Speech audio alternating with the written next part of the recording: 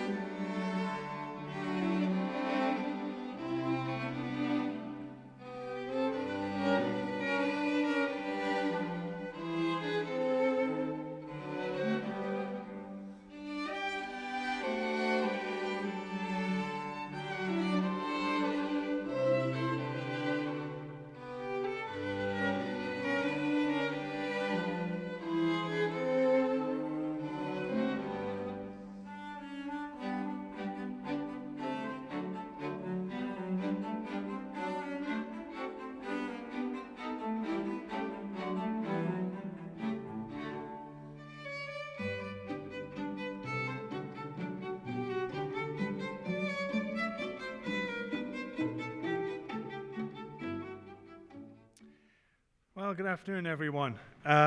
You can be seated.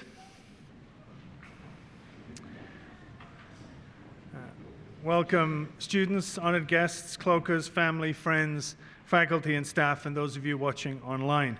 We're also happy to be joined today by Chief Shelley Bear of the Chappaways First Nation, who is here in support of student Keona Kote. Looking out of this hall, we're so excited that so many of you have joined us as we formally welcome for our first year students to the College of Law. I'll begin by acknowledging that we're on Treaty 6 territory and the homeland of the Métis, and we pay our respects to the First Nations and Métis ancestors of this place, and we reaffirm our relationship with one another. The first year welcoming ceremony is a ritual marking the beginning of a new intellectual and professional journey, one that will be transformative, enriching, and often painful for students embarking upon their legal studies. And that was a joke, by the way. You're supposed to laugh at jokes. Yeah, anyway, there'll be a few of those just dropped in to see if you're still awake. This is the 112th entering class The College of Law is the oldest law school in Western Canada, and our first class graduated in 1912. There's a rich intellectual tradition and a rich tradition of service, and many of our guest speakers today epitomize that culture of service that is the hallmark of the school and the graduates of these schools. So no pressure. You just have 111 years of really smart, intelligent, successful, and people dedicated to service to live up to. So as I say, no pressure. Part of the ceremony includes having our first years recite the student commitment. This commitment is derived from the University of Saskatchewan's Learning Charter. The Charter is our commitment to ensuring that our university is open to learning, engagement, and to provide opportunities for everyone and all peoples of Saskatchewan and beyond. With this sense of welcome, we want to recognize and appreciate the knowledge, talents, and skills and the ways of teaching and learning that people bring with them. You'll find the student commitment in your program, along with the commitments for the institution and for our faculty. These commitments define the responsibilities each party holds to ensure every student receives an optimal learning experience. I want to make a special mention of all the folks on the balcony and acknowledge how important each of you are in supporting the students and getting them here. Your parents, your partners, your grandparents, your children, your family, and friends. And the support you have provided, both emotional and financial, and the support will you continue to provide to these students is critical and does not go unnoticed. I say this at convocation, but I also say it today, that going through law school is a team sport. It's not a solo effort. You have to work with your classmates, partner with your classmates, learn from your classmates, but also rely on the support networks who keep you whole, keep you healthy, and keep you engaged. And so I would actually like a round of applause from the students for the folks on the balcony, please.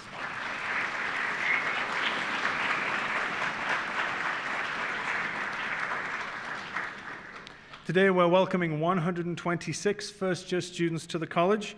They come from all parts of Canada, far and wide, and have a wide variety of professional backgrounds behind them. Just a few examples. We have educational systems, journalists, bankers, police officers, stonemasons, social workers, chefs, and their educational backgrounds are just as varied. Graduate degrees in the life sciences, anthropology, we have sports management students, geography, marketing, music performance, soil science. And again, that's just a sample of the broad range of talents, skills, and disciplinary knowledge that they bring. It's a real privilege to be a law professor because you get to teach really, really smart, educated people, most of them anyway. And you learn from them too. And so, but it is a real privilege to be a law professor. I know I speak on behalf of the faculty that we're delighted that we get to hang out with really smart people and learn from them. And I'll just say that the students bring a unique combination of education and life experience, and I will share with the room what I tell the students on their first day of orientation. We chose you out of nearly 900 applicants this year. Usually we have anywhere between 850 and 1,000 applicants, and we picked 126. We've chosen you because we know that you have what it takes to succeed. You've worked very hard to get here, but I also tell them that this is a real opportunity, and there were several hundred of the other applicants would gladly take your place. So you also have a responsibility to grasp that opportunity and make the most of that opportunity. And more importantly, though, we know we chose you because we know you can succeed. And if you work hard and you're dedicated and you're collegial, you will succeed. And in 3 years' time, you'll be crossing the stage and shaking my hand with that piece of paper. And now we will begin the formal part of today's ceremony. In your program, you will find biographies for each of our speakers, and there are also biographies for the gown presenters, also referred to as the cloakers. However, first, I want you to join me in welcoming Joseph Netauhau to the stage. Joseph is the cultural advisor for the College of Law, and Joseph is going to bring greetings, say a blessing, and start the ceremony in a good way. Joseph.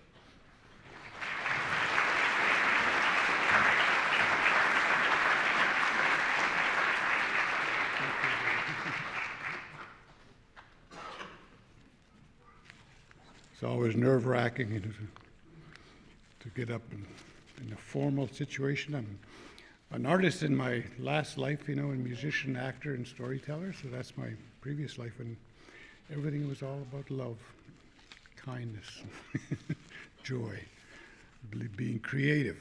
So welcome, everybody, to University of Saskatchewan, and also, I guess, to to be in our truth, we come from various nations, right? And in this country, we come from two nations, the Indigenous nation and the Canadian nation. That's the reality, you know, that's what I grew up with, old people telling me that all the time. You know, we're a nation within a nation, so not to forget that those that are coming from outside of Treaty 6 territory, you have to acknowledge the Treaty 6 nations that exist here. There's several of them. There's 5 major groupings, you know, the Lakota, that's one big group. And then there's a Nihilwak, which I come from, Cree people. Nihilwak, Ninawak, so there's 3 dialects here, maybe 4. I go to Skyag. I go mean when you come out and speak any Baltic. So it almost like a mamo oi to agot the guys come up by go with that matson sknamagion. I go mean no go Skyag. I go some gesichtig, I go some geheimak, maga geht da muss ich wista gis da pogita go. Ik zo meestal tot magis te maken nog skagis. Ik zeg give it to them skat now. Hi. Thank you very much. Have a great afternoon.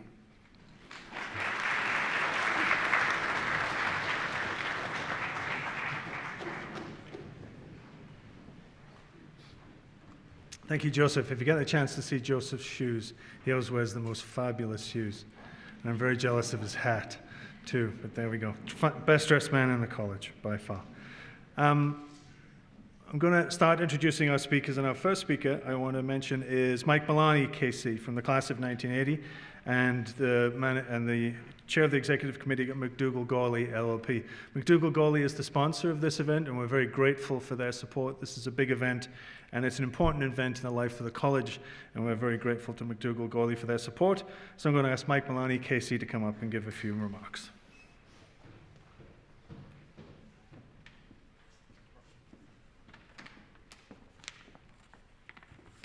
Thank you very much, Martin. Good afternoon, ladies and gentlemen, Your Honors.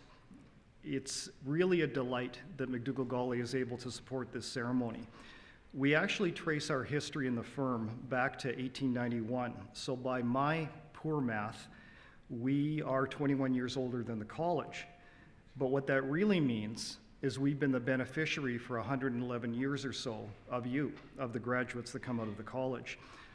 That's one of the reasons we are proud to support this event. But the second reason was alluded to by the dean, and that is you're here and have the opportunity to celebrate with your family.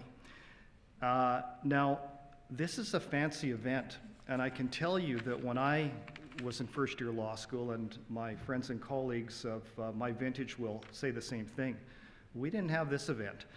As I recall, I showed up on day one, and they handed me a schedule and said, good luck. Well, actually, they handed me a schedule, but that was it, and away we went. And things changed, but this is clearly a change for the better. And in 22 months from now of hard work, you will depart with that piece of paper, as Martin mentioned, but you really will depart with much more than that, and that is the colleagues and the friends you'll make in this institution. And it actually is much broader than that, because graduates of this school are across the country. They're in government, they're in courts, they're in boardrooms, and you will have that link permanently. And so you've earned this opportunity. Enjoy it. And on behalf of McDougall-Gawley, we want to congratulate you and welcome you on what will be this first step to tremendous careers. Thank you very much.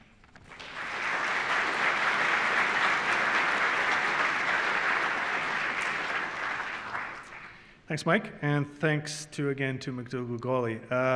We currently have over 5,300 living alumni spread out across the world. One of the privileges of being dean is I get to travel the country and visit alumni. I've been to every province and territory, and we have alumni in every province and territory. And one thing I told the students on the first day, and I'll remind you all, is that you will meet a University of Saskatchewan College of Law alumni somewhere, and there will be an instant bond when they find out that you are a graduate of this school. We have a remarkable group of alumni across the country, and it's a privilege to visit with them, and I'll be inviting some of the students to join me on some of my alumni visits so you can meet people from your hometown, from your province, from your nation, from wherever. I'd now like to invite the Honourable Chief Justice Robert Lura to bring greetings from Saskatchewan's Court of Appeal.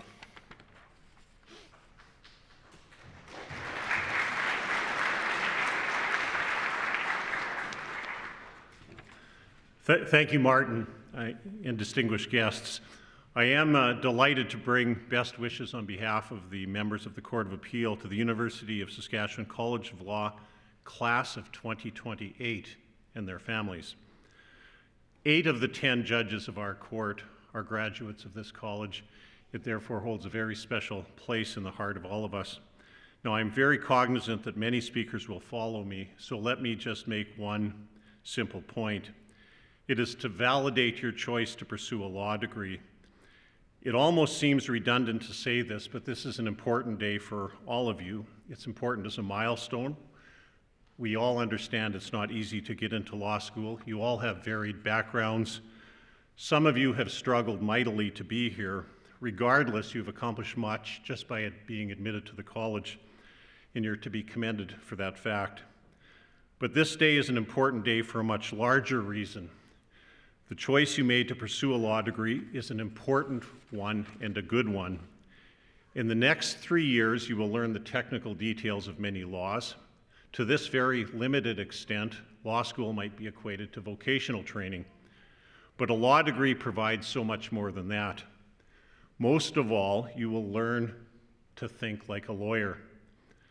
Now, some quick wits may attempt to view this as a negative, but I view it very differently.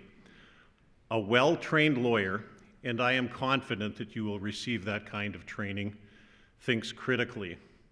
That person is broad-minded. They learn to rely on evidence, not assumption. They make decisions based on reason, not passion or prejudice. A properly schooled lawyer learns the societal context within which society's rules operate, have been made, and might be reformed.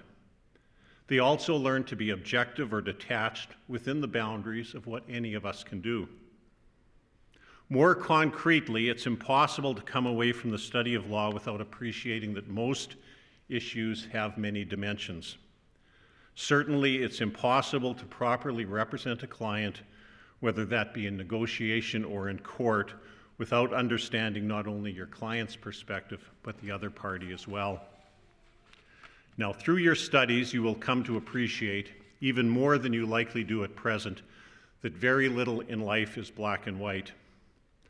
I expect that most of you will use your law degree as I did, that is, as a gateway to the profession of the practice of law.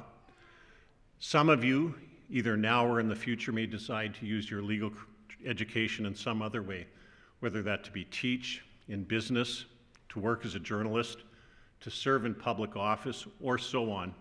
In this regard, a law degree provides a foundation to contribute to our society in many, many different ways. However you choose to use your legal education, given today's increasingly polarized world, it has never been more important to learn to think like a lawyer. So I wish you all the best in your studies. I hope I'll have an opportunity to meet with many of you today and at various times through the rest of your time at the College of Law. Thank you.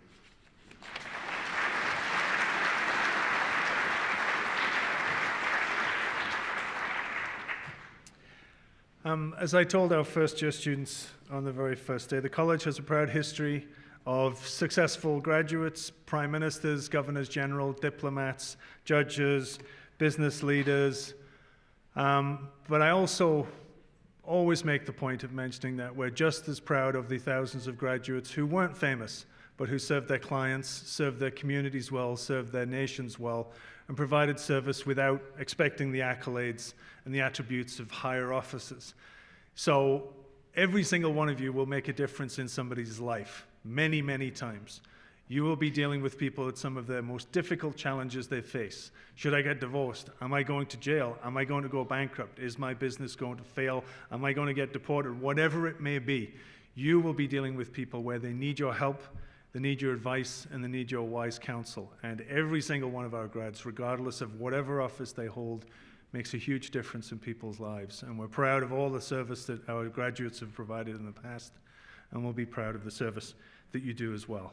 I'd now next like to call on the Honourable Chief Justice Martel Popescu, who will bring greetings from the Court of King's Bench of Saskatchewan.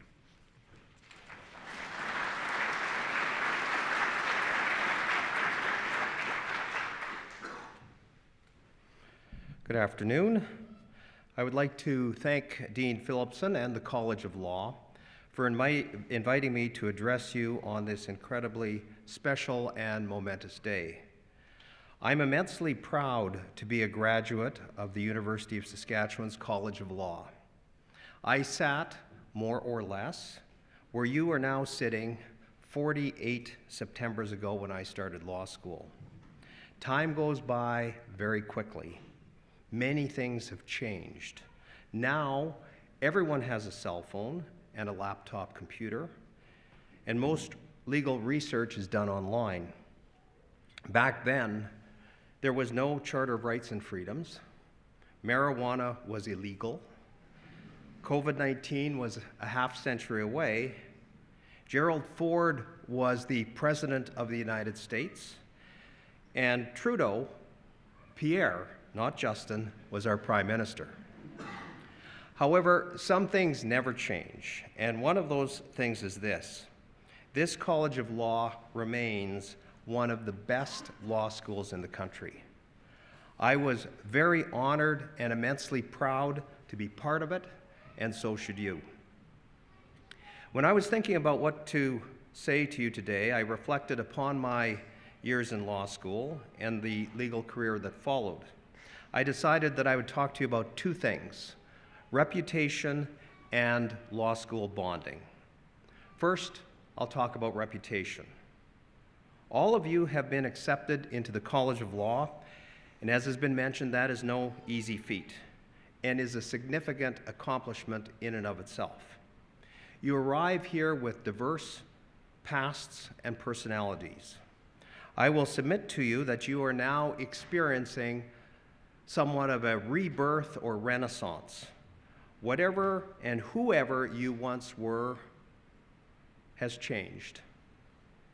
You are no longer the silly kid in high school or the Kool-Aid guzzling champion on your street.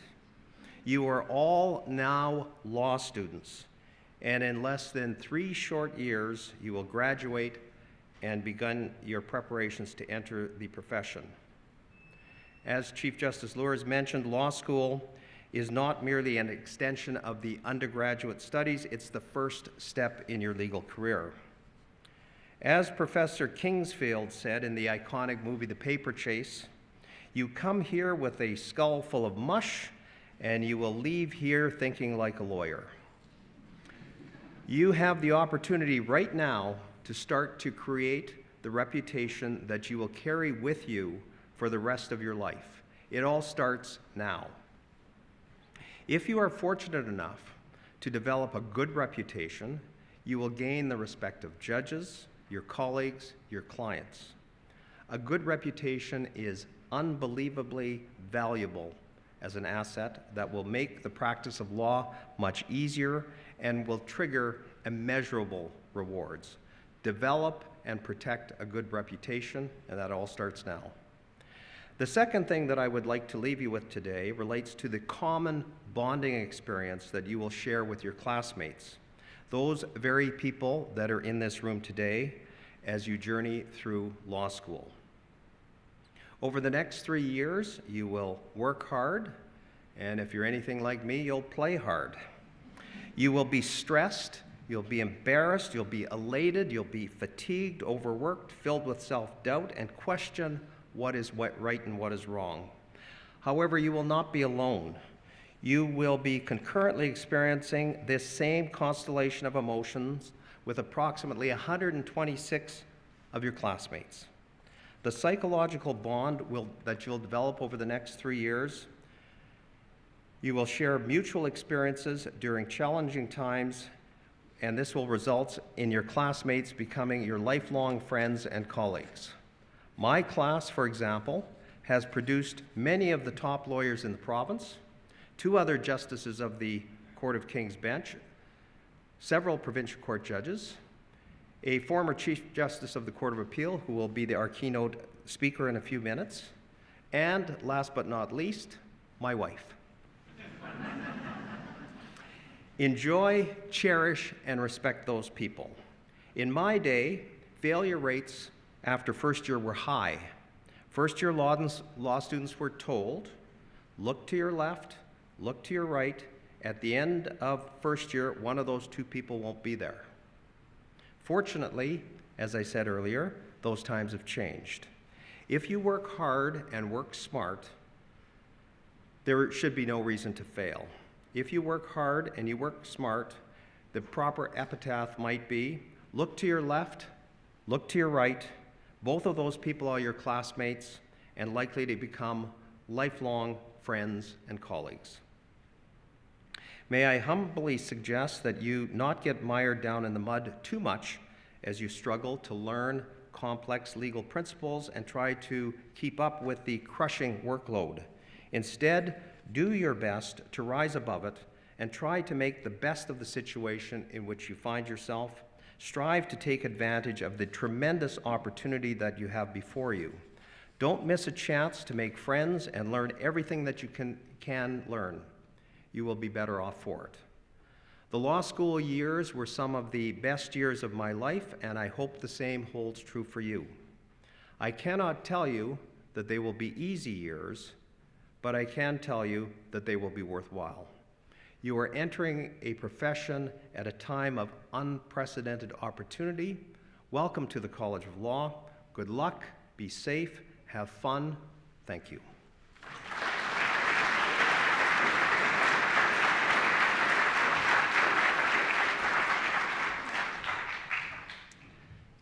Thank you. Law school was the best 7 years of my life. Seriously though. I have to say that I came here as a graduate student from England in 1989. And I have lifelong friends from then. Some of them are my faculty colleagues. I met my wife while I was here as a graduate student, and the college gave me a wonderful opportunity. Then now here I am, 35 years later? Good heavens, 35 years later, and it really is a place of opportunity. But I graduated from law school in England on the 200th anniversary of the French Revolution, so I never forget that one, which is good. But I still have lifelong friends back in England from law school. So law school is a really formative experience, but also these folks will help you get through, and you will make lifelong friendships. And there's people in the room with whom I have lifelong friendships, and it's one of the privileges being in law school that you get to do that. So make the most of it. Next, I would like to welcome a former classmate. The Honourable Chief Judge Shannon Metivier will now bring greetings from the Provincial Court of Saskatchewan.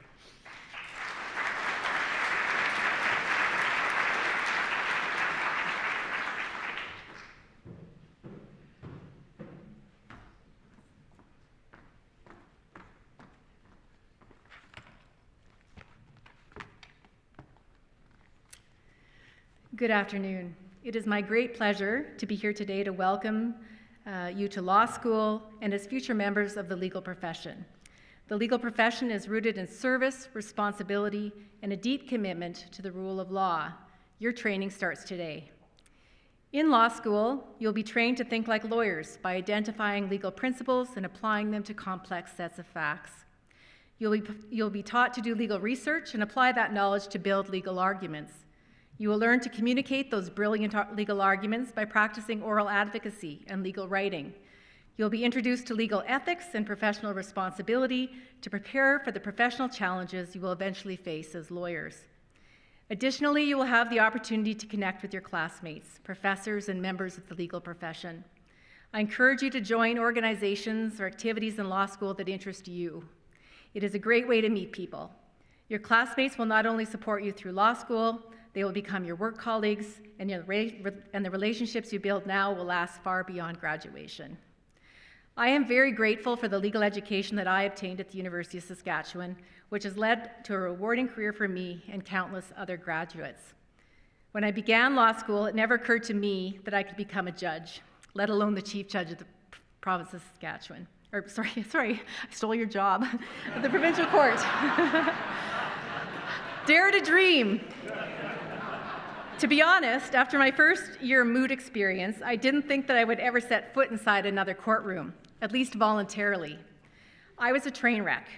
My oral argument was sprinkled with nervous giggle, much like the one you just heard, a physical reaction to the anxiety caused by public speaking. When one of the moot judges asked me what relief I was seeking from the court, a reference to the legal remedy or outcome I was asking the court to grant, I had no idea what they were talking about. The only relief that I was seeking at that point was to run from the moot courtroom and possibly cry. To add insult to injury, John Gormley was in my moot group. Many of you will know John Gormley as a radio host from News Talk Radio. By the time he entered law school, he had already served as a member of parliament and a radio host. John was an experienced and talented public speaker, which made the comparison between the two of us even more brutal. Fortunately for me, John and all members of my group and faculty were nothing but supportive, which probably kept me coming back to law school the next day. I'm sharing this very humbling experience with you for two reasons. First, to assure you that law school is challenging for most people and that it is normal to suffer setbacks and make mistakes. In those moments, extend grace to yourself and use them as opportunities to learn and to improve. Second, I want you to know that the legal profession is vast and varied and that there is a place in it for each and every one of you. I never thought that I would step inside a courtroom, and I ended up with the opportunity and honor of serving Chief Judge of the Provincial Court. Stay open to the possibilities and opportunities that will inevitably come your way. You never know where you might end up. And my last note will be, I'm just going to tell you that not everyone finds a spouse at law school. Mine is up there, and we met at a provincial park, so there are other places.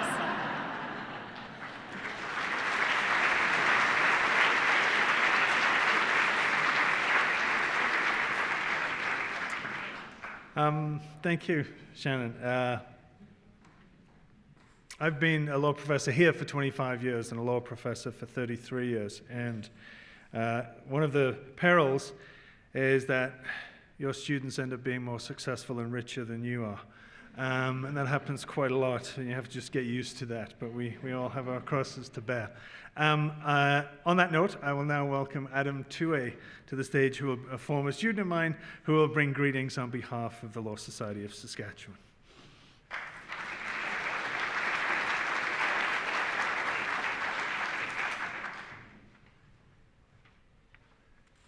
Good afternoon, honorable members of the bench, friends of the bar, Dean Phillipson, faculty, distinguished guests, and new law students.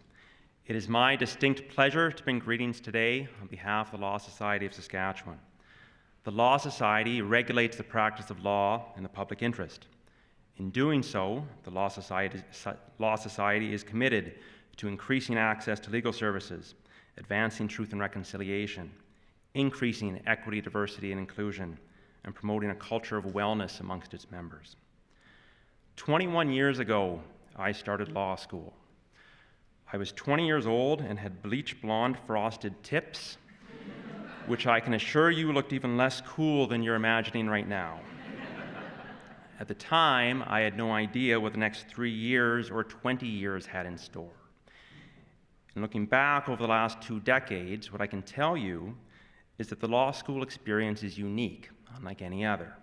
It will challenge your way of thinking, and it will stretch you in ways you may not yet imagine.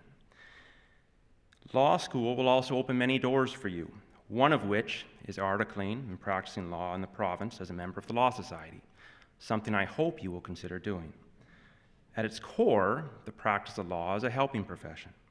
We enter this profession to serve others, whether by solving legal problems, advocating for justice, or guiding individuals and organizations through difficult moments. This work can provide a great sense of satisfaction, but it is also difficult and can be demanding. And if I can offer one piece of advice to you today, it is that as you begin this journey, don't forget to take care of yourself. You don't need to do this alone. Now, not only do you have 125 other students here who you can lean on for support, but you are lucky to be surrounded by lawyers across this province who are not just good lawyers, but good people, and who are willing to give their time to provide support, mentorship, and encouragement. Each one of those lawyers has been in your shoes, and I would strongly encourage you to seek out that support and advice as you begin your journey. You will be stronger for it, and ultimately better equipped to help others. On behalf of the Law Society, I wish you the best as you begin this journey. Congratulations and good luck. Thank you.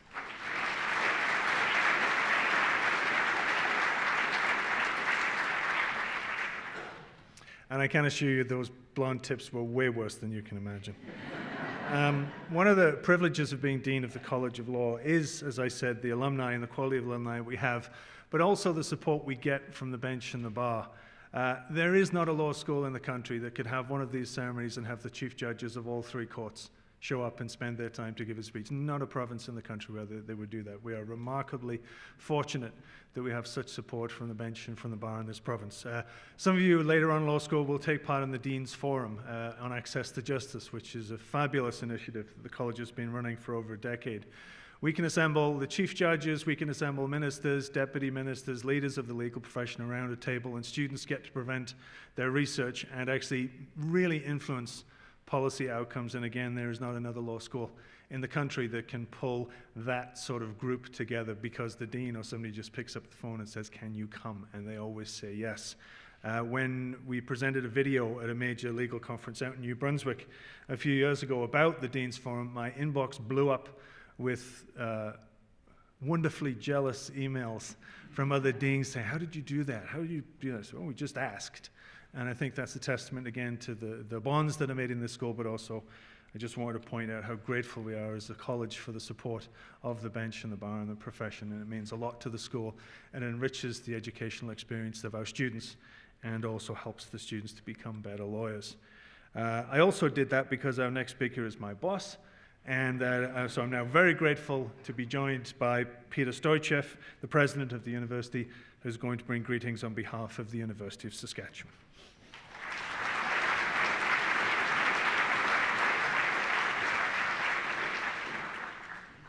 Well, good afternoon, everyone. It's wonderful to be in Convocation Hall, a storied and iconic space. Some of you may remember Pierre Trudeau stalking right down the middle of this aisle. This room was, I think, arranged exactly as it was, thumbs in his belt to give a defiant speech about why he didn't like the West, right here. Tommy Douglas spoke from here. Yehudi Menuhin gave a memorable violin concert right on this stage. Prime Minister Diefenbaker lay in state on this stage. It's an iconic place, and it's befitting that we have this ceremony here today. Distinguished guests, Your Honors, I know I'm joined also by my colleague Baljit Singh, who's the Vice President Research at this university. I'm looking forward also to hearing from former Chief Justice of Saskatchewan, Bob Richards, who will deliver the keynote address shortly, right after I speak. And I just wanted to say a few words. First of all, congratulations to the new students to the law school. We have 17 colleges and schools at this university. There isn't another one that has a ceremony like this. I just heard the fact that it hasn't been going on for that long. It's a wonderful thing to do this. I really wanted to congratulate as well the families and other supporters who are here today.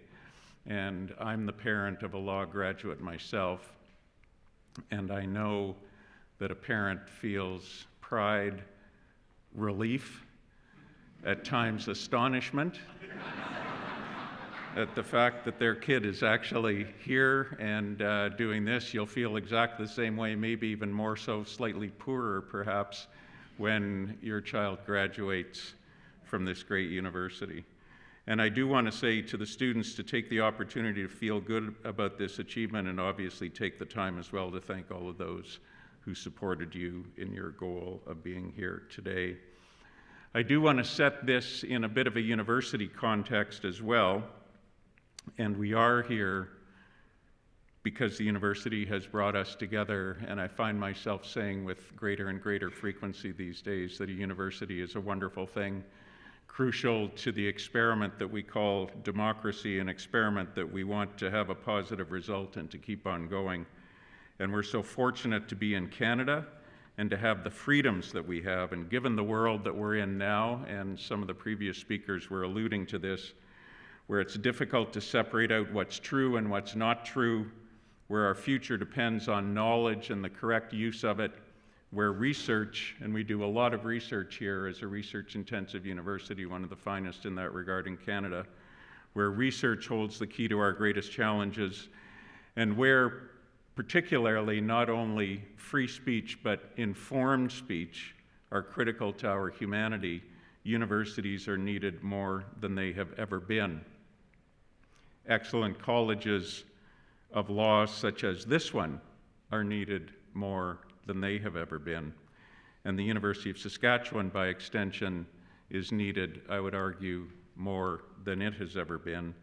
And it's why we say that we govern ourselves not on the basis of what we want to be, but what the world needs us to be. And what all of you in this room go on to do in your lives, armed by a law degree from here, will matter immensely to our collective future, to everybody in this room and far, far beyond it. We need you to go on to promote social justice as really only law students can, and we need you to help the country understand how the freedoms we have are extraordinary, foundational to our Charter of Rights and Freedoms, and deserving of respect. What you go on to influence as leaders will be difference makers for our collective futures. A law degree is a really powerful thing, a really powerful thing. Of all the degrees that this university bestows, a law degree is a really powerful thing, and you'll be holding that in your hands one day. I also find myself saying to prospective students and to graduating students as well that it's a real privilege to have a university education. And I often think not just of all the people who are acquiring one, but all those who aren't able to acquire one, possibly because it costs too much, possibly because the distances to get one are too great, possibly because their family circumstances haven't permitted it, possibly because they live in a country that doesn't have a post-secondary education system. And so it's a great privilege to have a university education. And with that privilege, of course, comes great responsibility. And if you don't make the world a better place with all of that privilege, who's going to do it?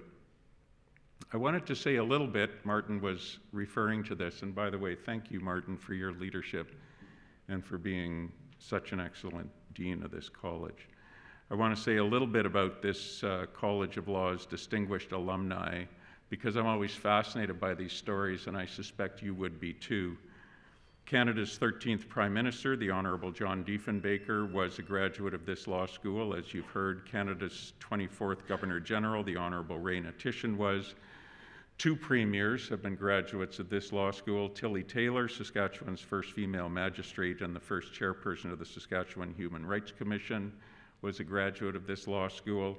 3 former Supreme Court of Canada justices were graduates of this law school. The first Indigenous lawyer to be called to the bar in Western Canada was a graduate of this law school as well. And I like to tell the story for a number of reasons about Supreme Court Justice Emmett Hall. He attended law school here. He was a classmate of John Diefenbaker's. Our boardroom, if you're on the 2nd floor there and you just go down the hall that way about 20 yards, there's a boardroom at the end, and you'll see that it's called the Emmett Hall Boardroom, and there's a little plaque in his honor there. You can read a little bit more about him. He was a graduate of our law school as well. And he proposed compelling reasons for Aboriginal land title existing in British Columbia under common law. I could say a lot about Emmett Hall, but I'll say this about him. That later influenced Prime Minister Pierre Trudeau to begin land claims negotiations with First Nations. Emmett Hall chaired the 1964 Royal Commission, the first Royal Commission on Health Care in Canada. And of course, that was the one, and we're standing and sitting right in the place where all of this percolated. That was the one that recommended Canada adopt Saskatchewan's public health insurance model. It's a fascinating story, and it all began here and has had a huge influence on millions and millions of people who have been citizens of this country ever since. So Emmett Hall was from here, and he understood it. And that's why he had the influence that he had in Ottawa that has typified this country. In his report, and I've always loved this line, I had it put on the plaque there, He wrote that the only thing more expensive than good health care is no health care. He later became chancellor of this university. He was right after Mr. Diefenbaker, who was chancellor and oversaw convocations right on this stage. Another U of S Law School graduate and former Saskatchewan Lieutenant Governor, Tom Malloy, continued their work as chief negotiator for the Government of Canada in the Nunavut Land Claim Agreement and for the Nisga'a Final Agreement, and that work dubbed him our most recent father of Confederation. And I just add to all of that, since I'm talking about chancellors and law school graduates and premiers, that law school graduate Roy Romano, later premier of this province and chancellor of this university, continued Emmett Hall's healthcare work. He was the chair of the second Royal Commission on Healthcare in 2002 that recommended transformative changes to ensure its future sustainability in this country. Two other things that I just wanted to say quickly. As students at this university, you are students at a very research-intensive university that's highly regarded in this country. There are 97 universities in Canada. 15 of them are the top research-intensive universities, one of whose main missions is to do the kind of research that will have a positive impact on meeting the challenges that the world faces today, and we are one of those 15. We're a member of what's called the U15. And that's a really interesting role for this university to have and to play, because it gives us tremendous influence in Ottawa and across the country in terms of how research and development is supported and funded. And a lot of great research has come out of this College of Law. Research that has changed the lives of many people, that has informed the way that we should think about the law, that has informed social justice in this country. And I think it's important that not only the students, but all of their supporters understand the role that this college has played in building a research-intensive university that's one of the tops in Canada. And finally, I'm proud to say, and thank you, Joseph, for all of your introductory remarks as well, that you are a part of a university that is a participant, as I like to put it, and not a bystander in the greatest cultural opportunity that this country faces, and that's reconciliation. And the College of Law has played an enormous role in ensuring that we are that participant and not a bystander in that. So with that, congratulations to all the students here. Congratulations to all of their family and supporters, and please enjoy the rest of this transformative and memorable day. Thank you.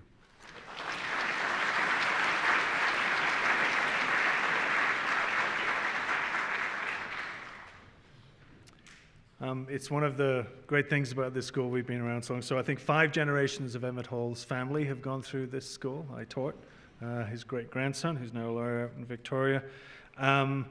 And just the contributions that many, many people have made, and you will make those contributions too. And now I'm delighted to introduce another one of those alumnus who made a fantastic contribution to the law. I'm delighted now to welcome our keynote speaker, the Honourable Robert G. Richards. I'm very proud to say that he is a graduate of the University of Saskatchewan College of Law from 1979, and as the recently retired Chief Justice of Saskatchewan, Mr. Richards' career has made a huge impact on this province and the country. He grew up on the family farm near Assiniboia, Saskatchewan. He holds a Bachelor of Commerce degree from 1975 and a Bachelor of Laws degree from 1979, both from the University of Saskatchewan, and he holds a Master of Laws from Harvard Law School. He was Mr. Justice Martlin's law clerk at the Supreme Court of Canada, then became a parliamentary intern in the House of Commons, and later became an associate lawyer with Gowling and Henderson in Ottawa. He also served as Chief of Staff to another one of our notable graduates, the Right Honourable Ray Natishan, and was then Director of Constitutional Law in the Saskatchewan Department of Justice, which over its time has been one of the greatest law offices in the country. He was a partner at McPherson, Leslie and Tyman in Regina from 1991 to 2004.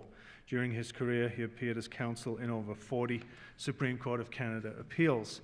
Mr. Richards was appointed directly to the Court of Appeal for Saskatchewan in 2004 and was appointed Chief Justice for the Court of Appeal and Chief Justice of Saskatchewan in 2013, holding that office until his retirement in the fall of 2023. During the course of his career, he's held many leadership positions in the legal community, Chair of the Supreme Court of Canada Canadian Bar Association Liaison Committee, co-chair of the National Canadian Bar Association Constitution and Human Rights Law Section, vice chair and council member of the International Commission of Jurists, director of the Canadian Institute for Advanced Legal Studies, chair of the Saskatchewan Provincial Court Judicial Council, and first vice chair of the Canadian Judicial Council. The other thing I want to say about Bob, before I welcome him to the stage, is what a wonderful supporter of the college he has been and during his time as Chief Justice. I'm probably going to embarrass him a little bit with this story, but Bob would come every January to talk to the first year class about legal writing, the importance of good writing. And I remember one January day, it was one of those January days in Saskatchewan, just a filthy day where you really don't want to go outside. But Bob appeared, he drove up from Regina, and I said, wow, this is amazing. I didn't know if you're going to show up, and thank you for doing this. You really didn't have to do this. He said, yes, he did. Yes, I did. It's my job. I'm the Chief Justice of Saskatchewan. And I think that's an indication of Bob's commitment to the college and to service, and so it is my great pleasure to welcome a dear friend of the college to the stage to deliver the keynote address, the Honourable Robert G. Richards.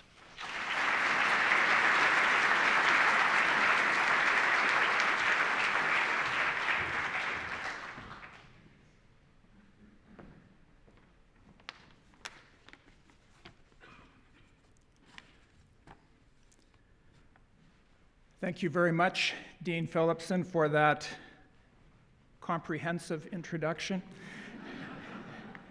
It's an honor to have been asked to participate in this ceremony, and I very much appreciate the opportunity to be able to speak this afternoon.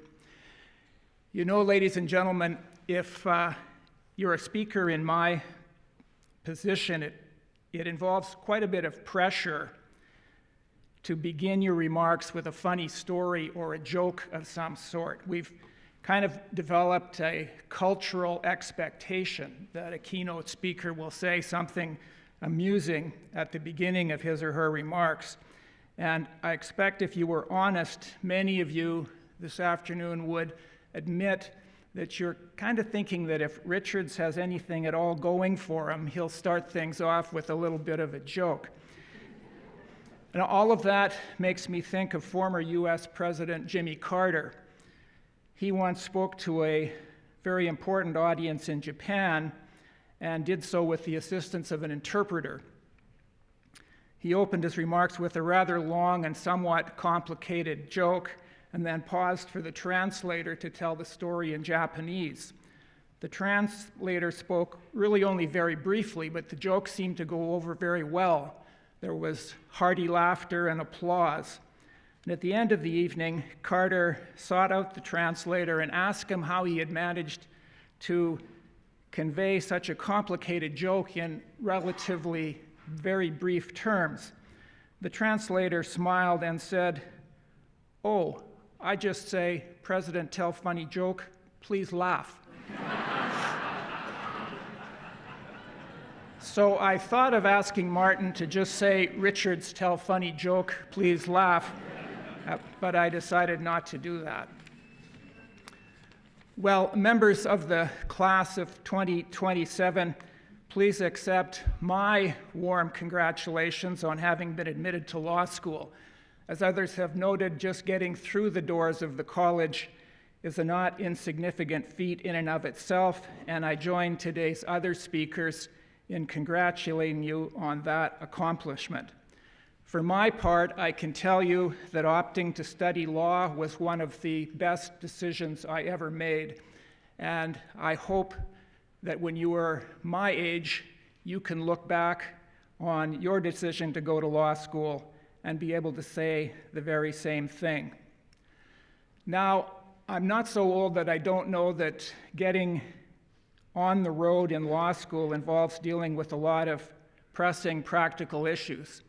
Things like settling into your apartment, buying textbooks, trying to read your first case reports, getting to know some of your new classmates, and so on and so forth. All of that's necessary, and it's understandable, and it's obviously very appropriate. But this afternoon, I want to invite you to expand your focus.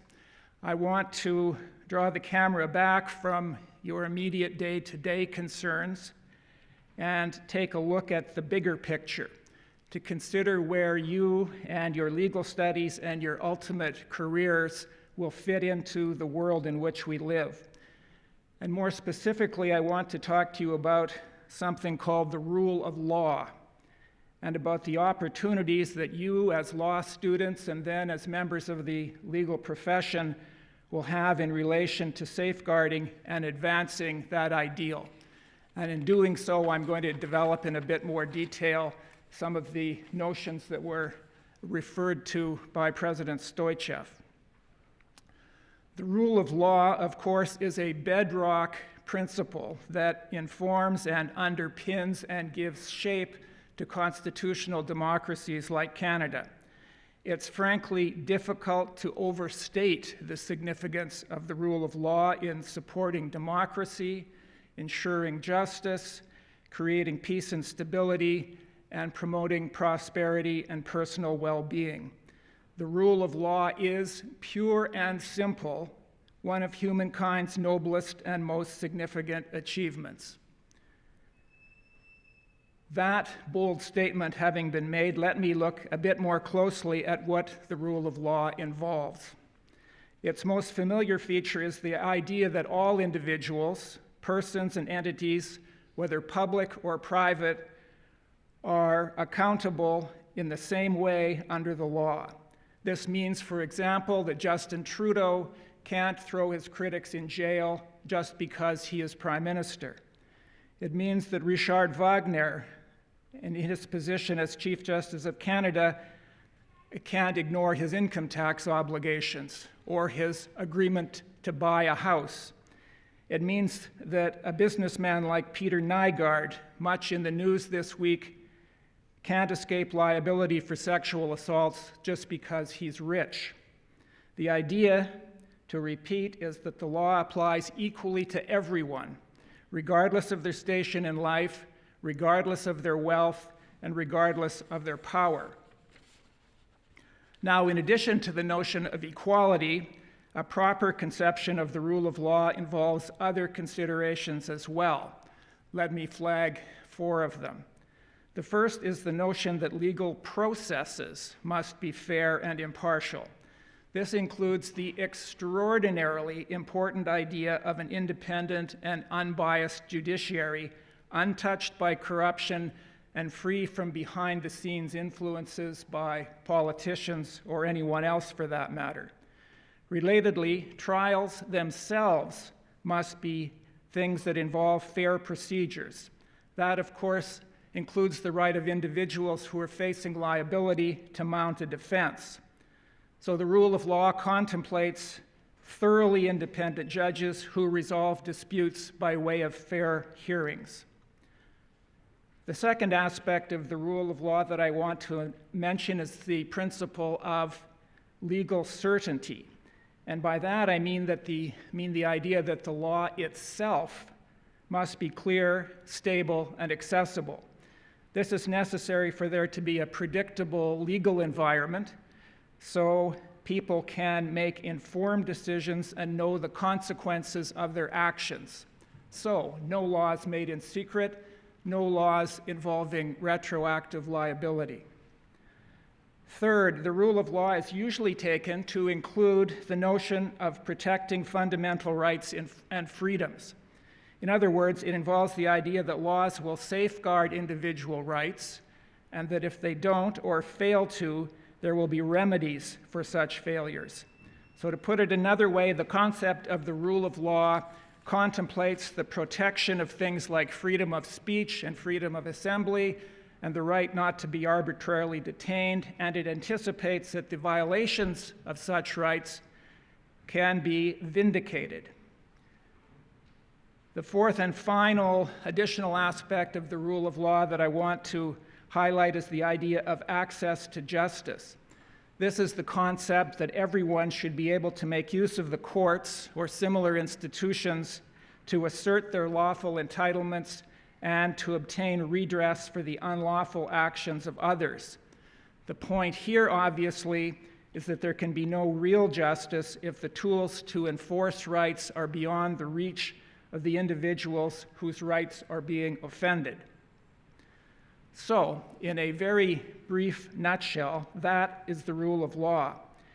As indicated, it's a concept that's central to democratic life, to the management and control of both state and private power, to the realization of justice, and to the promotion of the stability and predictability that's needed to ensure both national and individual prosperity and well-being. As I said earlier, it's difficult to overstate this importance.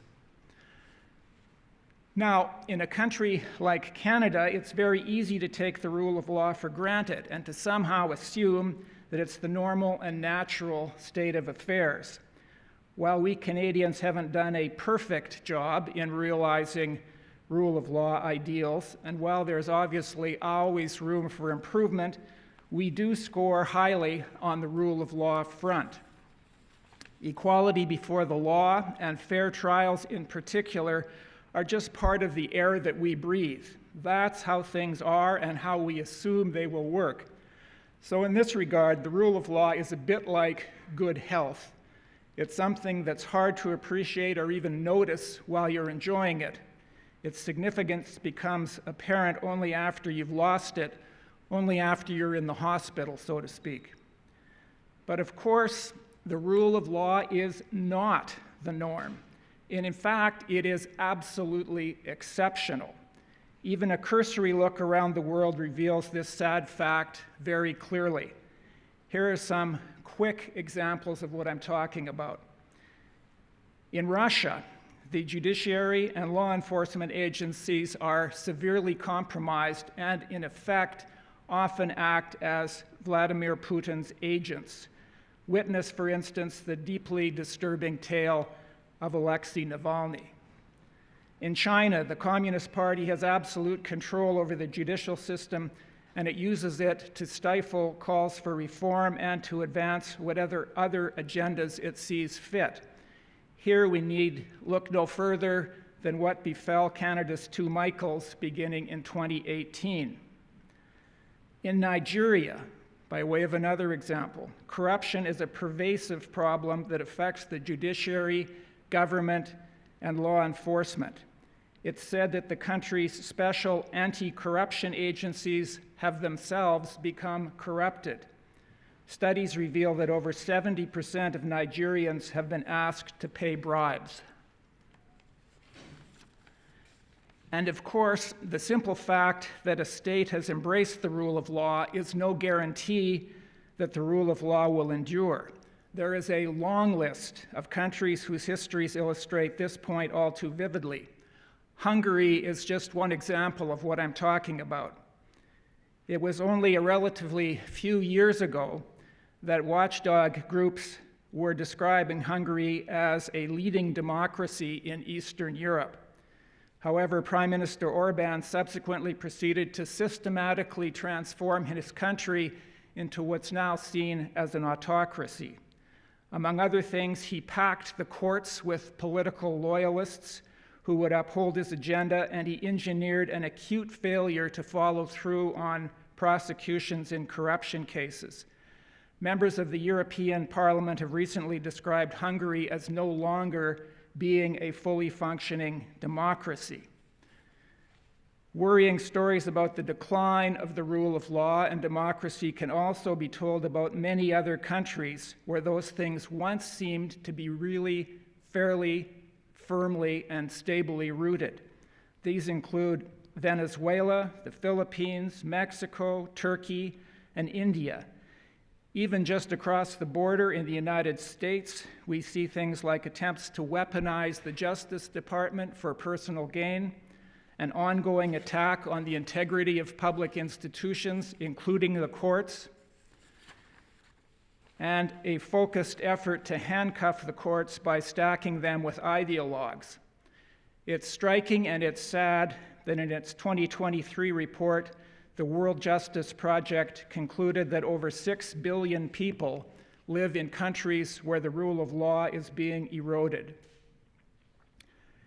In light of all of this, and to repeat, it is entirely appropriate and entirely accurate to see the rule of law as being not the norm, but as being very much the exception. It is in the nature of a garden carved out of the jungle. It exists in spite of the world around it. A garden that is always at risk of being overrun by invading vines and weeds. A garden that endures and prospers only if the vines are trimmed and cut back, and only if the weeds are pulled, not just once, but again and again and again on an ongoing basis. And this, of course, as President Stoichev indicated, is where the class of 2027 comes into the picture. Ladies and gentlemen, by virtue of your study of the law and by virtue of your eventual entry into the legal profession, you will be in the front lines of the ongoing struggle to defend and promote the rule of law in Canada and beyond. To extend my jungle metaphor, you will be important gardeners, and the basic forms of the tools that you will use in this regard will be the ones put into your hands over the next 3 years at the College of Law. Your torts class, for example, will reveal how the law is used to peacefully address civil wrongs. Your procedure and evidence classes will expose you to the rules that ensure fair trials. Your moot court program will give you experience in marshalling and presenting arguments that ensure justice is done. Your ethics class will help you to understand the culture of integrity that characterizes the rule of law, and so on and so on. And then, as the years after your graduation unfold, some of you will become defense lawyers, working to ensure that in punishing crime, the state nonetheless respects the fundamental rights of accused persons. Some of you will be government lawyers, helping to ensure that ministers and public institutions stay within the bounds of their lawful mandates.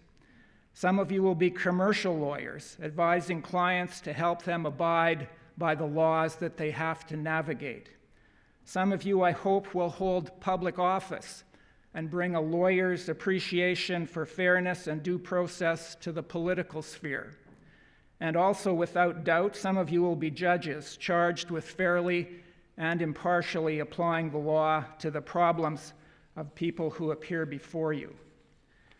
In short, you will all, in some way or another, come to inhabit the legal and constitutional architecture that makes up and makes possible the Canada that we know. By virtue of that, you will be intimately involved in protecting and giving effect to the rule of law. And notably, let me emphasize, you will be well positioned to speak out against and to oppose actions and initiatives and attitudes that threaten the rule of law. Needless to say, all of this involves, I think it's fair to say, an awesome responsibility. But it also offers an awesome opportunity. You are very fortunate to be heading into a world where what you say and do can really make a difference. And so, in conclusion, members of the first-year class, I respectfully urge each and every one of you in the years ahead to very deliberately and very consciously do your part in protecting and advancing the rule of law. I urge you to take good care of the garden that those who have gone before have worked so hard to put in place. Thank you very much.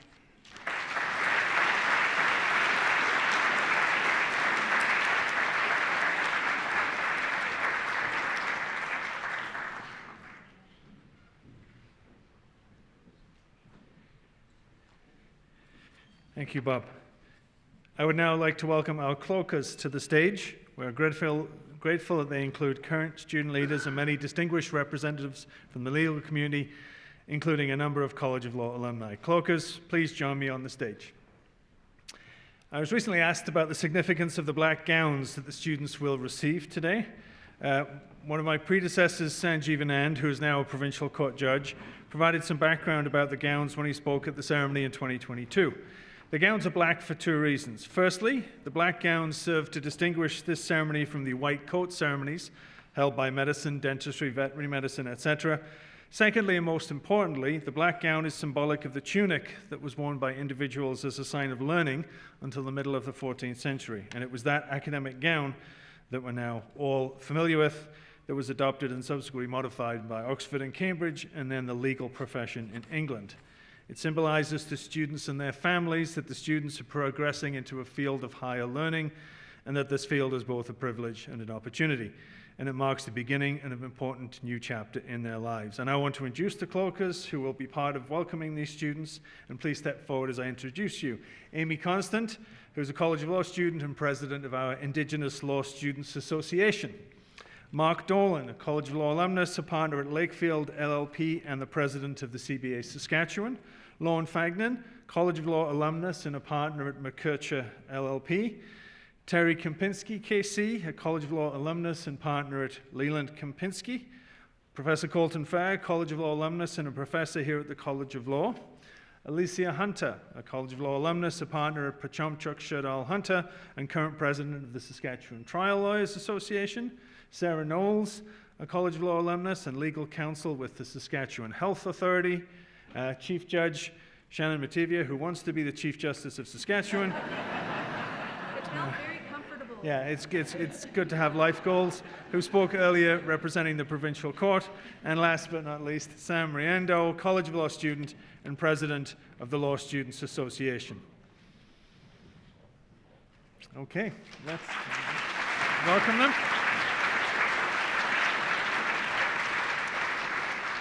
And let things begin.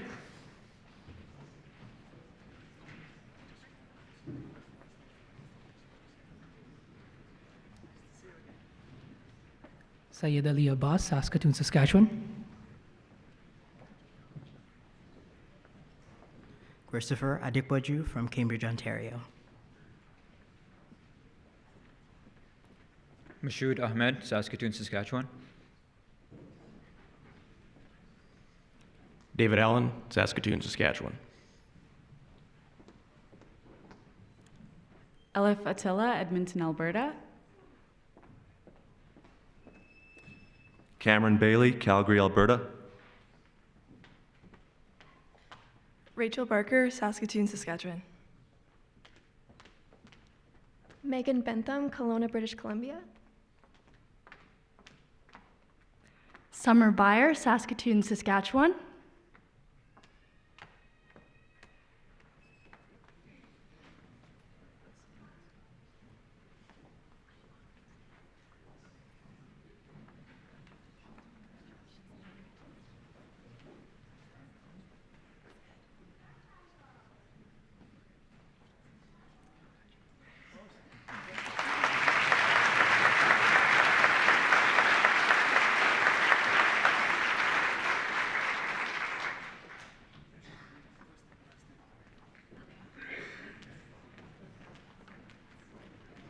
Masuda Bidar, Waterloo, Ontario. Jake Bedell Hellcrow, Calgary, Alberta.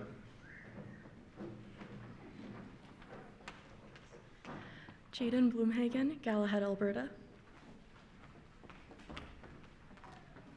Hallie Barassa, Radville, Saskatchewan.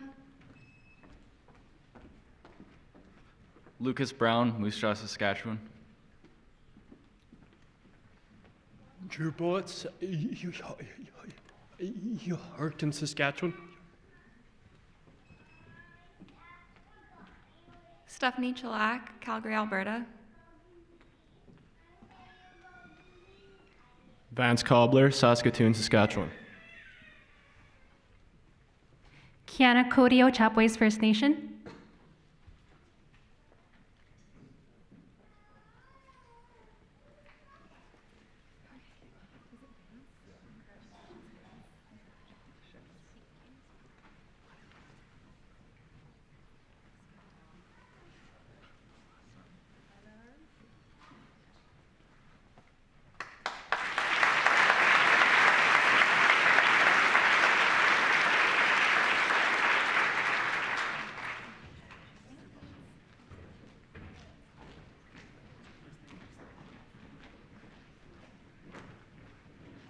Jeffrey Capel, North Battleford, Saskatchewan.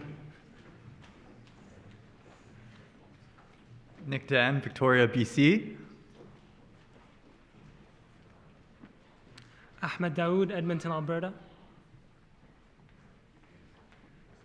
Tadhana Castro de la Cruz from Frontier, Saskatchewan, and Pangasinan, Philippines. Carolina Dollywall, Calgary, Alberta. Noelle Dilling, Saskatoon, Saskatchewan. Sam Dufrith, Edmonton, Alberta. Evan Adele, Saskatoon, Saskatchewan. Benjamin Fairweather, Saskatoon, Saskatchewan.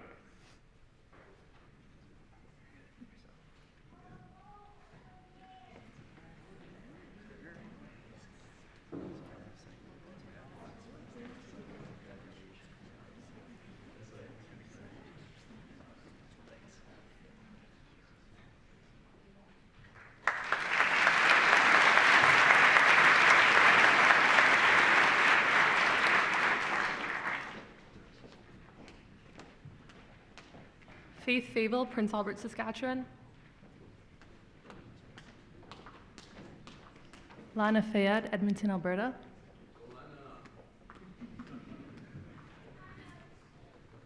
Matthew Fenton, Saskatoon, Saskatchewan.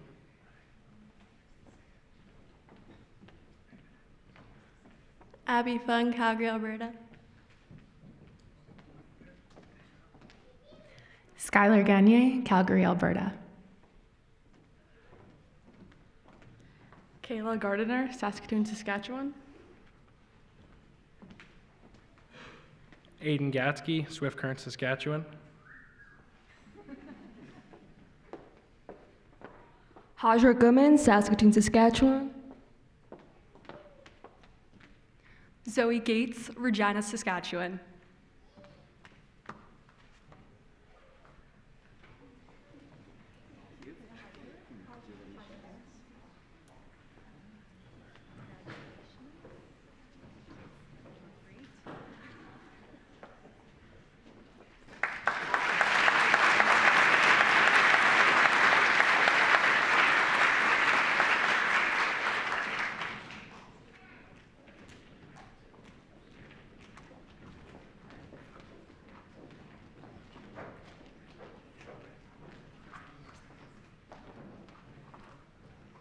Veronica Goyeneche, Watrous, Saskatchewan.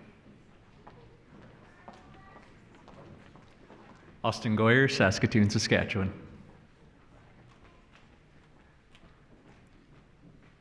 Angad Grewal, Edmonton, Alberta, by way of Chandigarh, India.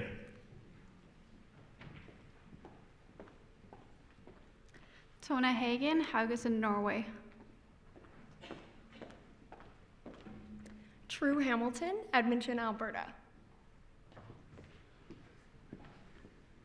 Morgan Hammond, Didsbury, Alberta.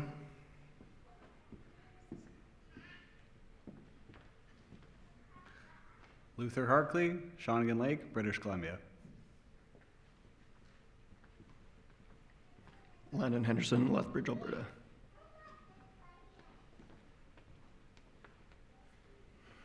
Mark Ursina, Red Deer, Alberta.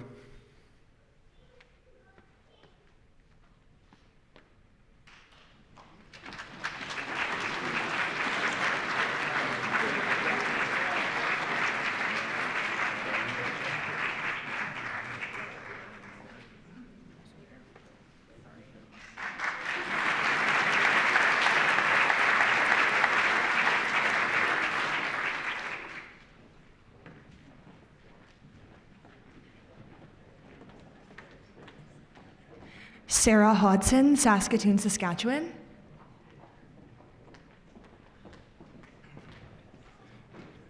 Aim Tun, Saskatoon, Saskatchewan. Paige Hubany, Regina, Saskatchewan. Miles Hunter, Calgary, Alberta. Muskan Jaswal, Calgary, Alberta. Kaylin Johnson, Prince Albert, Saskatchewan. Amel Joma, Edmonton, Alberta.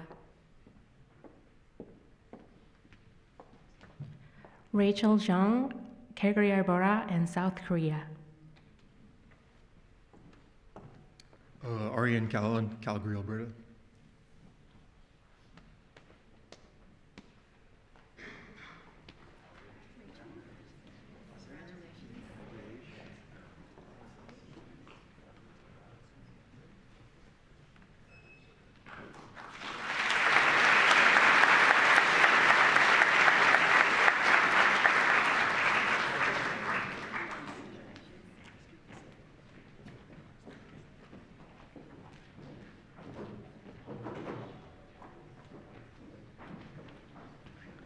Luke Karwacki, Saskatoon, Saskatchewan.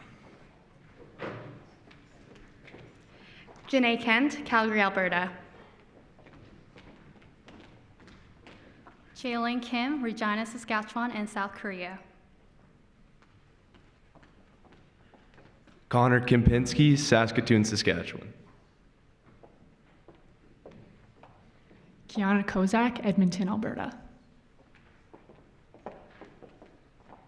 Jordan Kacharski, Saskatoon, Saskatchewan. Fain Tolu Lao Shibikon, Melfort, Saskatchewan. Adam Larock, Conquest, Saskatchewan. Reed Leclerc, Edmonton, Alberta.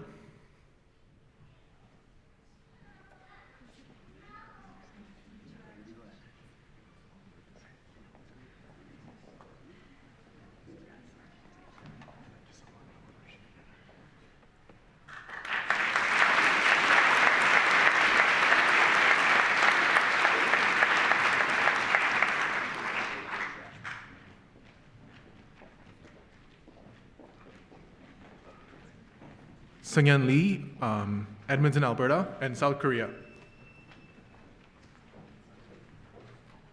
Robbie Lee Phillipson, Saskatoon, Saskatchewan. Kaylin Leslie, Calgary, Alberta. Jeffrey Lin, Milton, Ontario. Alex Lesquich, Regina, Saskatchewan. April McCambridge, Sudbury, Ontario. Jenna Miley, Moose Jaw, Saskatchewan. Owen Mativier, Saskatoon, Saskatchewan. Cedric Michelet, Saskatoon, Saskatchewan.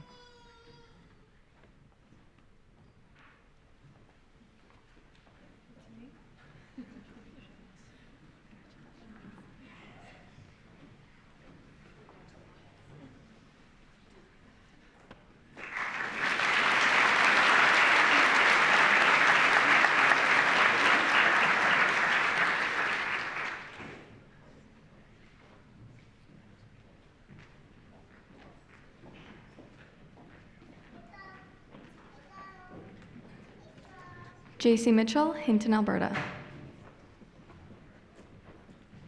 Walter Mizak, Hamilton, Ontario. Huzefa Zaidullah Mohammed Zay, Saskatoon, Saskatchewan, and Peshawar, Pakistan.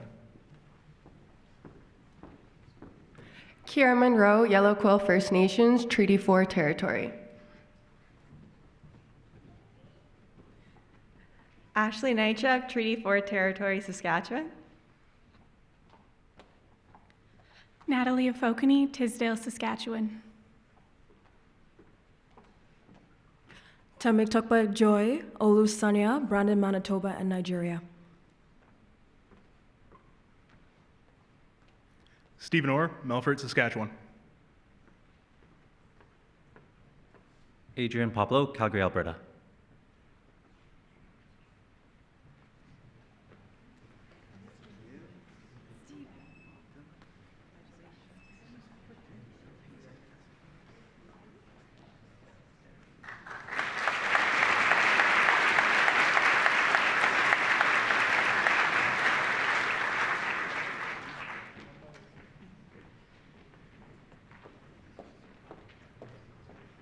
Olivia Patton, Calgary, Alberta.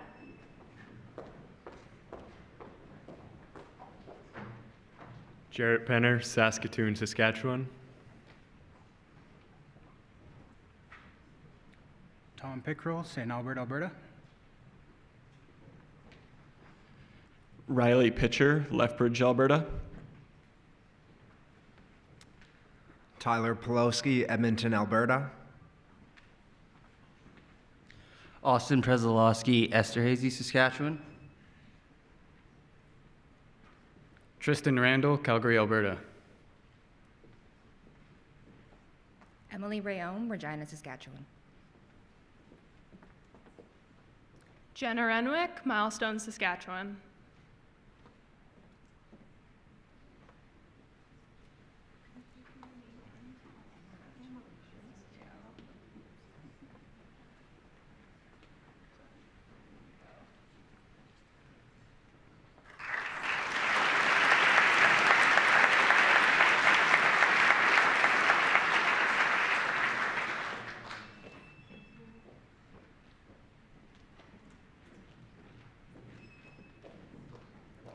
Anna Raisler, Saskatoon, Saskatchewan.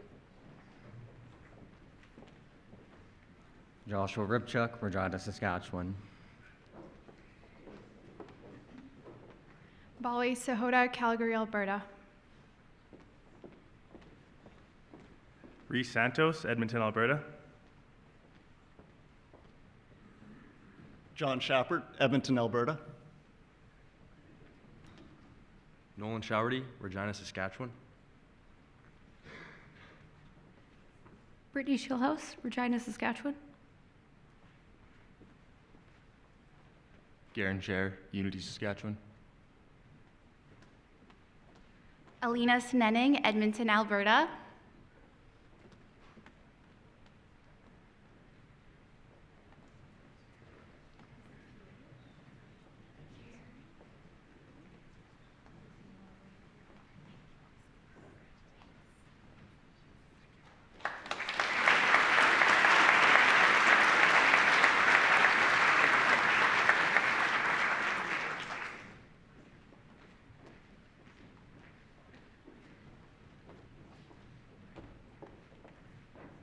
Meghna Sharma, Calgary, Alberta. Austin Whip, Whitehorse, Yukon.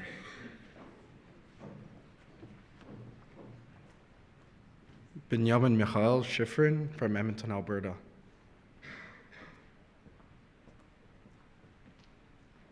Tyler Slaney from Prince George, British Columbia. Katie Sparling, Saskatoon, Saskatchewan.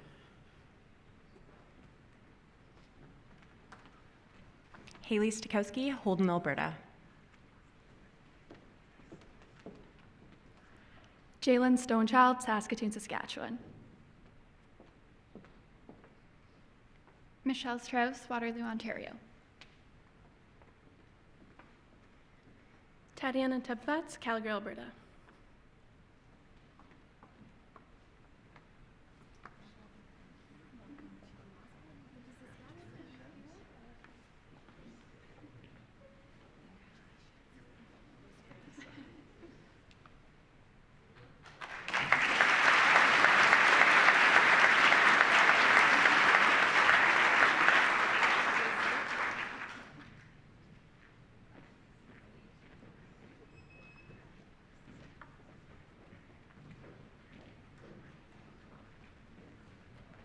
Max Thomas, Comox, British Columbia. Edward Tian, Burnaby, British Columbia. Brenna Vanstone, Saskatoon, Saskatchewan. Isabella Varish, Regina, Saskatchewan. Caitlin Wabick, Grand Prairie, Alberta. Chanel Walters, Regina, Saskatchewan. Hannah Wark, Regina, Saskatchewan. Ellen Wark, Saskatoon, Saskatchewan. Ryan Welch, Wainwright, Alberta. Trista Welsh, Regina, Saskatchewan.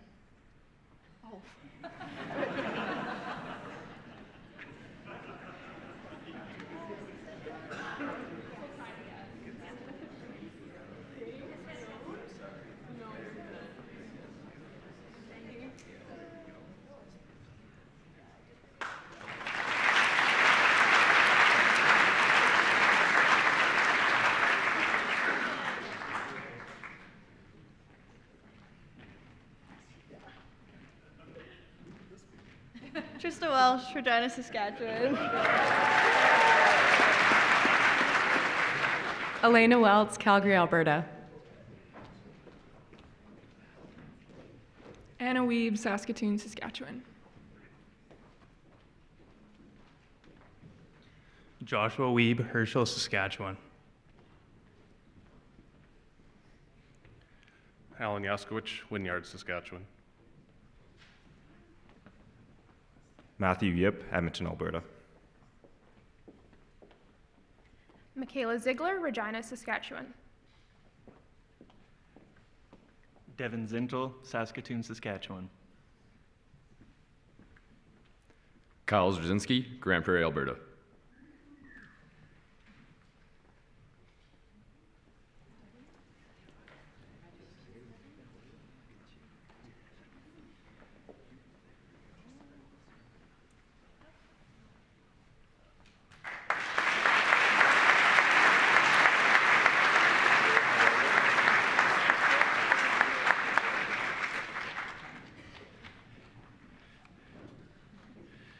Thanks to our cloakers. We were honored that you were part of the ceremony today. So ladies and gentlemen, please thank our cloakers.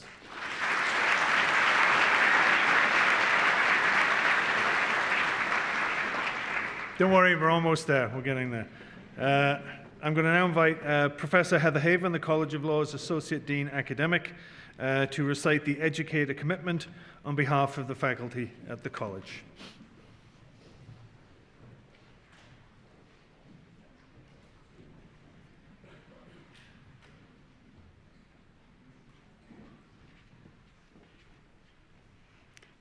Thank you, Martin. I just want to let everyone know in the program we have an institutional commitment, a student commitment, and an educator's commitment.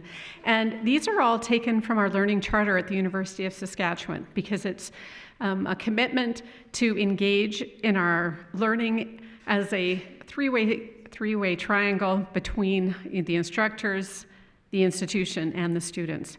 I see some of my colleagues in the audience, so I'd ask you to also turn to the page in the program that contains those commitments and join with me. So this is the educator commitment. As professors at the University of Saskatchewan College of Law, we commit to creating a positive learning environment for our students by exemplifying active learning and curiosity, demonstrating broad thinking, following ethical principles, and engaging respectfully with students and peers. We commit to striving for excellence in teaching by maintaining a high level of subject matter knowledge and ensuring that content is current, accurate, relevant to learning outcomes, and representative of the knowledge and skills being taught. We commit to developing respectful and inclusive learning environments that support student learning by creating experiences where students feel respected, valued, and empowered to contribute. And we further commit to creating and upholding the academic expectations and standards expected of the profession and of a professional education in law.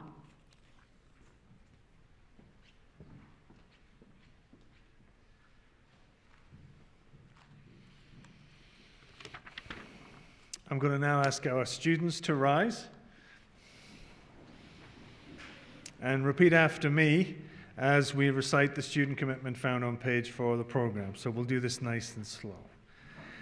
As a law student at the University of Saskatchewan College of Law, I will, to the best of my ability,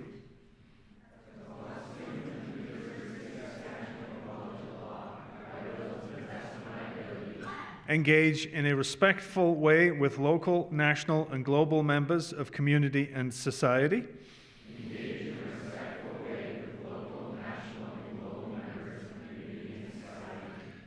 contribute to the creation of a respectful and inclusive university community,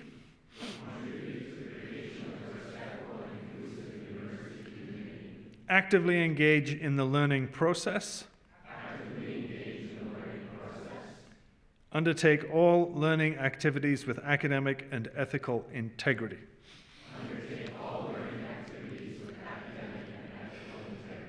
Okay, ladies and gentlemen, please join me in a warm round of applause as I present to you the class of 2027.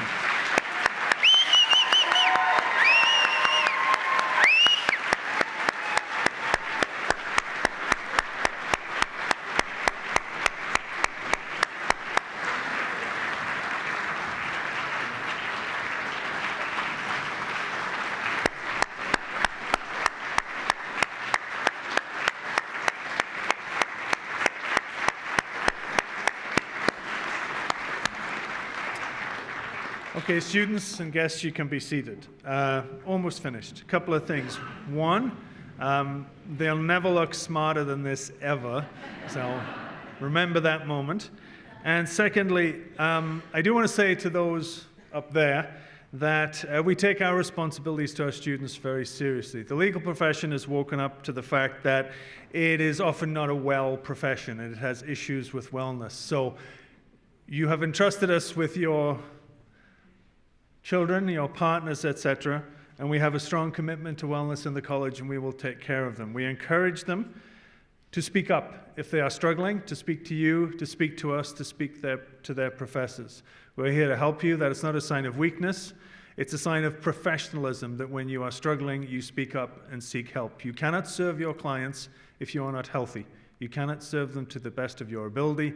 So we will take care of your family members, your loved ones, but they have an obligation. If you struggle, speak up. It is not a sign of weakness. You won't be punished for that.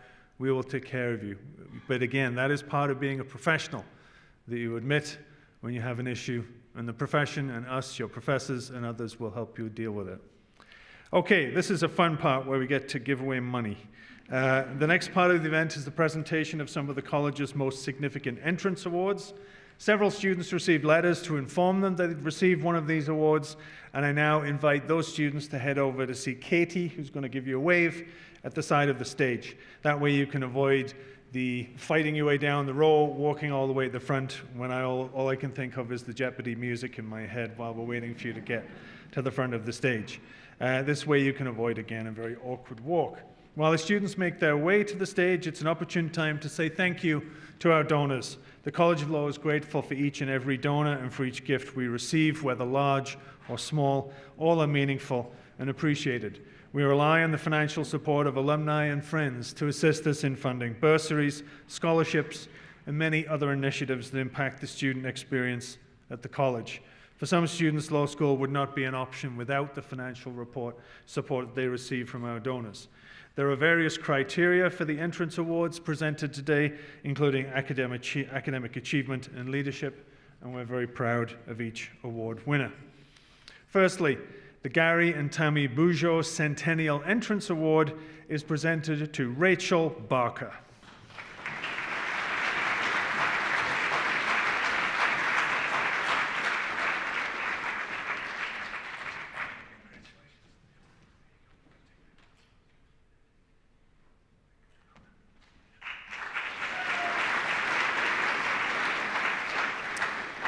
The Robert L. Pierce and Eleanor D. Pierce Entrance Scholarship is awarded to Adam LaRocque.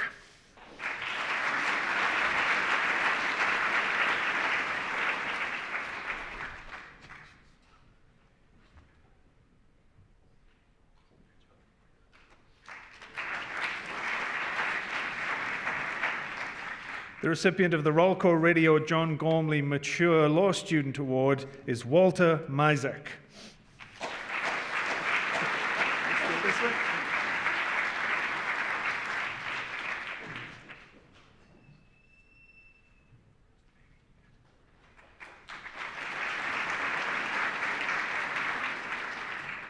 The William Elliott Scholarship is presented to Amel Jomha.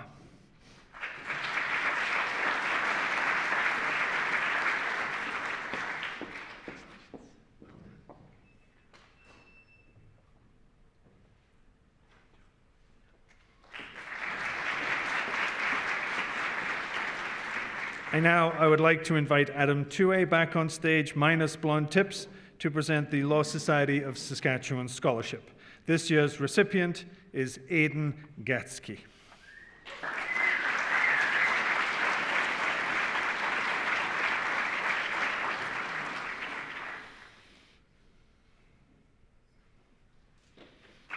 Thanks, Sam. I would now like to invite Ms. Erin Eccleston to present the MLT Aikens LLP Scholarship in Law. Erin.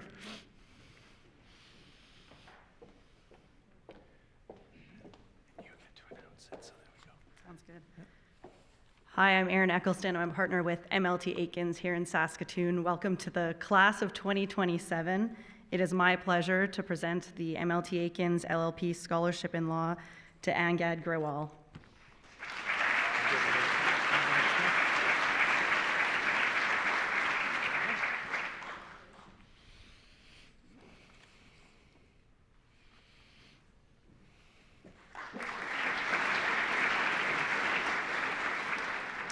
There are two recipients of the Harris and Loretta and Raymond Earl Parr Memorial Scholarship. They are Cedric Michelet and Samuel Dufrith.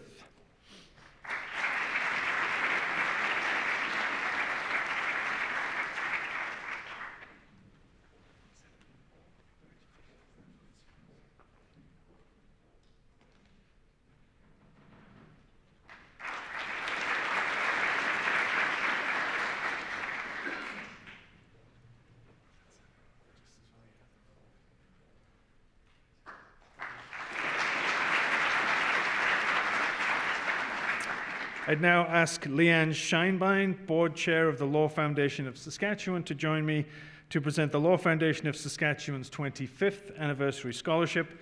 This year's recipient is Joshua Wiebe.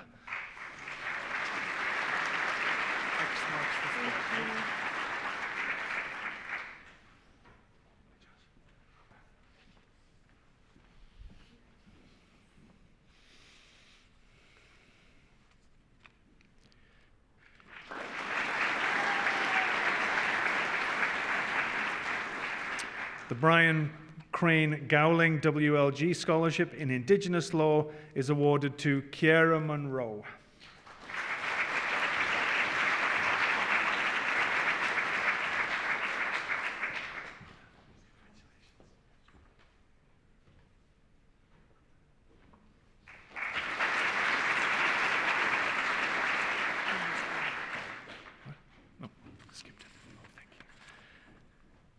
The Morris and Jackie Shumiacha Scholarship in Law is awarded to Jenna Miley.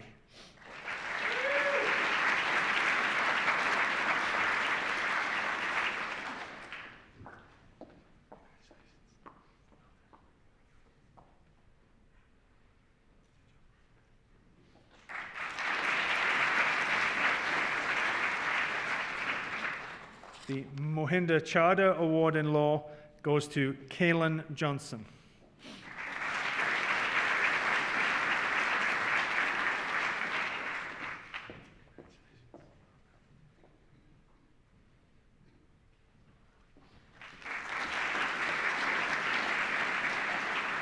The winner of the Justice John Marr Memorial Scholarship is Morgan Hammond.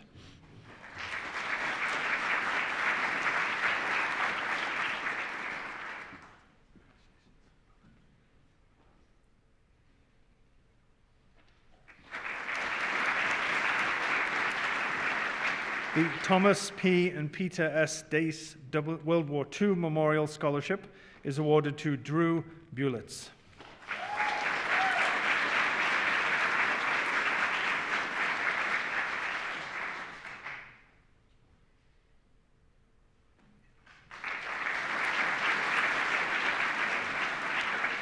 The P.E. Mackenzie Entrance Scholarship is awarded to J.C. Mitchell.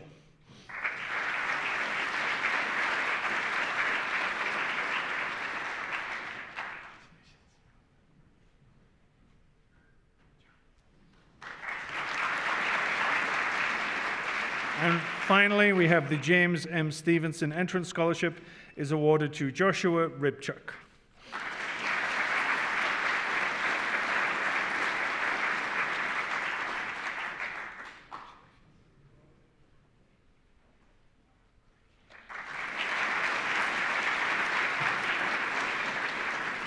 Ladies and gentlemen, that concludes our ceremony, but you're not getting out of here just yet. Before you leave to move over to Marquis Hall for the reception, I want to ask you to wait in your seats so the students can make their way outside, straight through those big doors, where a photographer will take a picture of the whole group. The photo will just take a couple of minutes, so we appreciate your patience. I want to thank all of our speakers and honored guests for making the time out of their busy schedules to come and celebrate a fantastic day. I want to make a special mention of all the staff at the College of Law. We have a great tradition in the college that all the staff pitch in at these events and do a wonderful job. I want to single out Katie Richard for fantastic organization skills, but a round of applause, please, for all the staff at the college for their support.